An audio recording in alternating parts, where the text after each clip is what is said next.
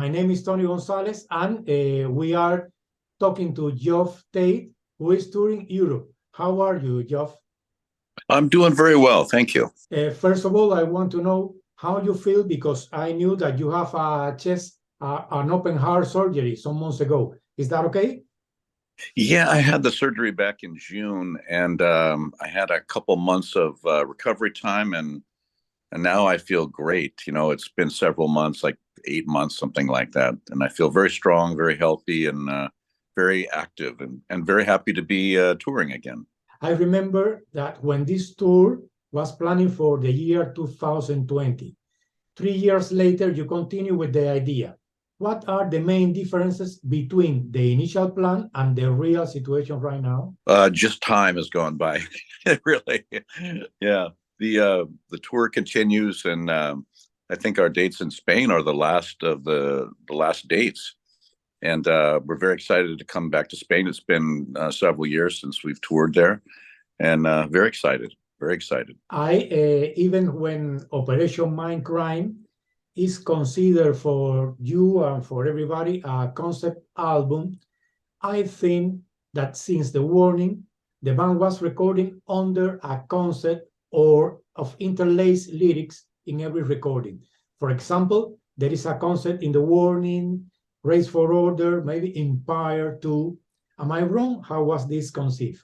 Yeah, I think you know, personally, I get interested in a subject or an idea, and I tend to explore it, fully with music, and try to really capture the idea fully with the album.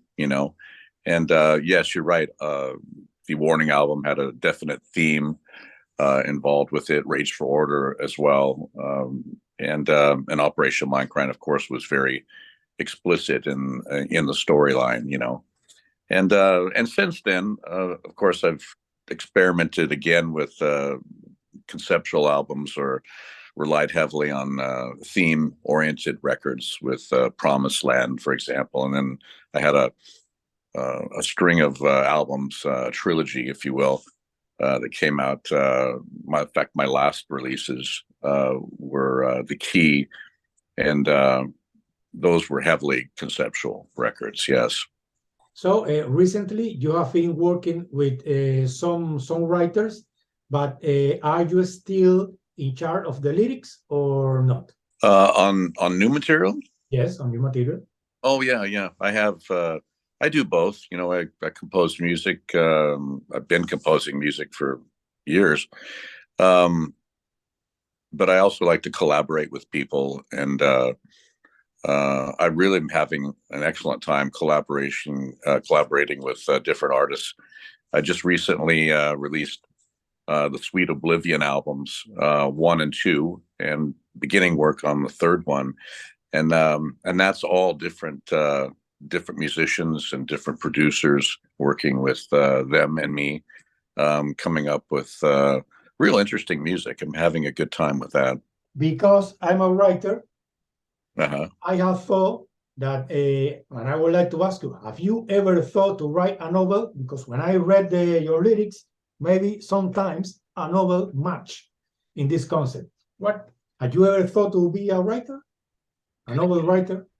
Well, I've been working on an autobiography for quite a few years here, and I'm almost finished with it. It's a lot of work to be a book writer, I find. It's different with songs. For example, you might spend 1 month per song, writing the music and writing the lyrics, and then it's finished. But books can take years to write, because every chapter has to be so in depth, and you have a lot of, it depends on what kind of book. In my case, writing an autobiography is a little easier because I know my subject very well. And I've been a journaler for years. I've always kept a diary and a journal, so I have a lot of source material to reference, like where I was at a certain date, what happened, roughly. Yeah, so I have a lot of ability to go back and read what I lived. I think that maybe you should be a good science fiction writer, Also, when I remember songs from Ray for Order, I Dream in Infrared, Screaming in Digital, and I will enjoy this tour because Ray for Order was the first moment when we discovered a band that will be different from the rest. How do you see this process after the years?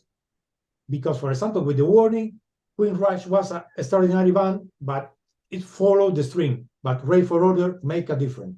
How do you see this now? Oh, I think that's very true. And I think about it quite often when I perform Rage for Order. I think about it at the time when I'm singing the songs. Like there are certain lines of some of the songs that deal with topics that are very topical today, such as sex changes for people, having alterations to your body to make you male or female is very in the news these days, very much on people's minds. And I talk about that in a song called Chemical Youth on the Rage for Order. There's songs about artificial intelligence, computers, and their role they play in our lives on Rage for Order as well. There's songs about takeover and coup of governmental entities on that album, which we're seeing happening all the time now.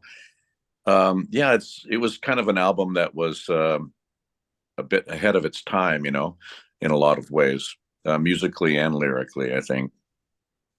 Talking about science fiction and this, is true that it was 2112 and Geddy Lee who show you or who inspire you to think the way that you sing? Well, I was very inspired by the 2112 album when it first came out. I think that was, if I'm not mistaken, 1976. But I was also inspired by a lot of what was happening at that time in music. Back then we didn't call them genres like they do today, but for ease of explanation, I would say like the progressive rock genre was very appealing to me. Artists like Yes were doing really interesting music, Tales of Topographic Oceans, for example, Close to the Edge. These are records that equally inspired me in a number of different ways. So yeah, I was inspired by the era. The early 70s was an amazing time for music. And there was a lot of freedom of thought. A lot of people were experimenting with taking music in different directions. The invention of the synthesizer and digital musical instruments was really starting to happen. And that, of course, was very interesting to me. I'm still fascinated by electronics and drum machines and digital ways of making music now. And I think all those things really shaped my perception of what I wanted to do with my own music and what could be done with music. I read that maybe 10 years ago, there was an agreement between you and Queen Reich, maybe an agreement that you were forced to accept, and you will have the sole right to perform the albums Operation Mindcrime and Operation Mindcrime 2 in their entirely live. Now that you are going to play Empire, the full album, so how the situation was finally solved? Well, in our agreement with when I split from the band, the only two albums that were talked about in relationship to having limits put on them was the Operation Mindcrime 1 and 2 that you mentioned. And I got the rights to that, play them in their entirety. The other guys can play the songs. They just can't play the complete albums, But all the rest of the material, we all play, We all were writers with it. And, it's as much their music as it is my music because we share it together, So do you have plans to work in a new Sweet Oblivion or Geoff Tate recording? Yes, yeah. I have a new Sweet Oblivion album that is just beginning. and I have I'm not sure what I'm going to call it yet, but I have another record of my own material that's, well, I'd say probably 3/4 of the way finished now. And I hope to have one or both of the albums out by the end of the year. That's my goal. You know that all the journalists around the world are always asking about the reunion.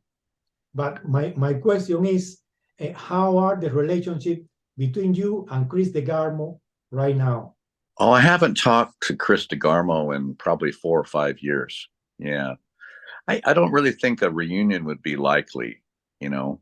In fact, you're the first person that's asked me about it in, oh, maybe a year and a half, 2 years, something like that. For a special reason, the Destiny award you with a family full of women. I would like to ask about your younger daughter, Emily. What is she doing musically speaking now? I think she's concentrating on being a mother right now. I think she's starting a family, and that's sort of her goal right now. And about your own wine called Insania, tell me, how deep are you involved in the production process or sales? Oh, I have stains on my fingers. Yeah, I'm pretty involved with it. Yeah. If I could, I would spend all my time in the vineyard. You know, I love it. I love growing grapes. I love picking them. I love everything about the business, making the wine, and especially drinking the wine. I'm quite good at that. Yes. So if when you come to Spain, if I have the opportunity, I will give you a bottle of wine. It's not my wine, but I think that is good. I don't want to compete with Insania. Okay. Oh. I don't want to compete. So, Geoff, you are in the middle of the tour. Are you in the bus? No. You go now to another place, no? I don't know if I'm in the middle, the beginning, or the end, because the road never ends. I'm in Finland right now at the moment, and we have a couple more shows left here before we move into Southern Europe, which I'm looking forward to because it's very cold here. It's snow everywhere. Yes. And I'm hoping the weather gets a little warmer where I'm going. But yes, we've been traveling a lot. We've already been down into South America and Australia, and I probably won't be home in Seattle till sometime in June, I believe. Okay, this was basically my question. If you want to say something to say goodbye, this is your moment. Oh, I'm saying so excited about playing in Spain, and I can't wait to come back. The Spanish audiences are amazing, and I look forward to hear everybody singing the songs.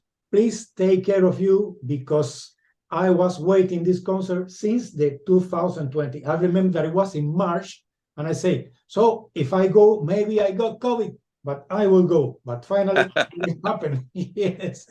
So thank you very much, Joe, for your time. Thank you, Tony. Appreciate the interview. Yes, I hope to see you in Spain, here in Madrid. All right. Take care now. Bye-bye. Have a good week.